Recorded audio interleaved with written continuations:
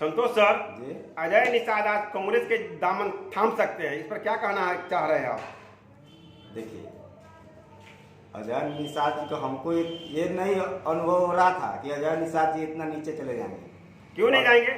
आप बीजेपी वाले उनको टिकट नहीं दिए तो भाई कहीं भी जाओ तो अपना जगह तो खोज सकते हैं ना। अरे भैया, तो आपको मैंने 10 साल आपके कैप्टन जयनारायण निषाद जी को भी टिकट दिया, 10 साल बीजेपी के टिकट पर चुनाव लड़े आपके बाबूजी, 10 साल आपने लड़ा, लेकिन आपको क्यों टिकट नहीं दिया बीजेपी? इस बात को आपने सोचा कभी? जनता के लिए काम क्षेत्र में किए हैं, इसीलिए टिकट उनको नहीं दिया गया है।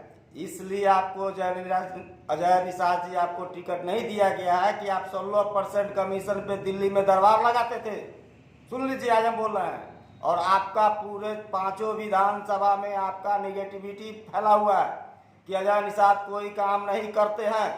और इस बात को आप गांठ मान लीजिए, आप कांग्रेस से आ जाइए, आरजेडी से आ जाइए, कुछ भी से आ जाइए, जितना आपने कांग्रेस जिस समय पीछे जो हारा था ना, उतना ही में आप हार जाइएगा।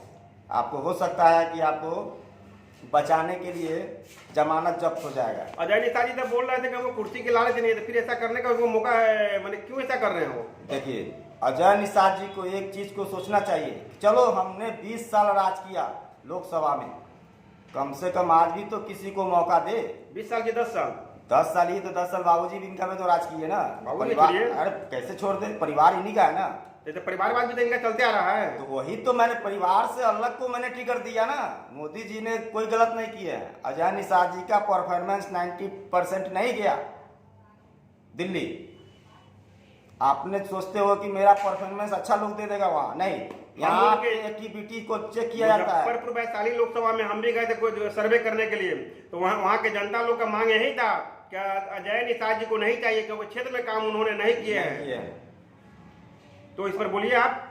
देखिए, उनका क्षेत्र में काम नहीं करने का एक ही नतीजा था कि ये अपना दिल्ली में दरबार लगाते थे। अजय जी, दरबार क्या होता था कि दरबार ही इनका चलता था, बड़े बड़े लोग इनके पास जाते थे दिल्ली में जाते थे, इनके दरबार में जाके 16% कमीशन पे काम देते थे।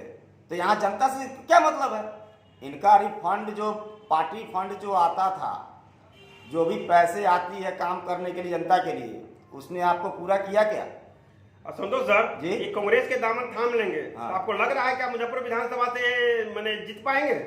अरे मैंने बोला ना आपको कि 5 लाख वोट से हम अजय निषाद जी को हराएंगे, ये मेरा गारंटी और भाजपा की गारंटी है, और भाजपा की गारंटी मोदी की गारंटी है। क्यों? लोकसभा में तो निषाद का यहाँ पे वोट ज्यादा है, कैसे हरा सकते हैं? अरे भाई, तो मेरा भी भाजपा का डॉक्टर राजभूषण निषाद जी आए हैं ना, तो निषाद के वोट तो वो भी तो काटेंगे। अरे भैया, उनको निषाद पता है कि निषाद उनसे नफरत करते हैं। अजय निषाद जी को निषाद नहीं चाहता है, बात को समझ जाइए अजय जी। अजय निषाद जी को निषाद नहीं चाहता है। इस बार भाजपा जिसको, सीधी सी बात है कि अगर भाजपा के कैंडिडेट को अगर टिकट मिलता है किसी को भी, तो मोदी के नाम पे मिलता है, कि उनके छवि पे नहीं मिलता है। कि क्यों दे रहे हैं, किसको टिकट दे रहा है? डॉक्टर राजभूषण निषाद जी अच्छे पढ़े लिखे व्यक्तित्व है, उनको टिकट दिया है भाजपा, मोदी जी ने, मोदी जी की गारंटी है, मोदी जी की गारंटी पर ही लोग जीतते हैं। ये अपने लोग अपने दम पर बोले कि मैं चुनाव जीतता हूं, तो भूल जाए। अजय निषाद जी अलगला गए हैं क्या?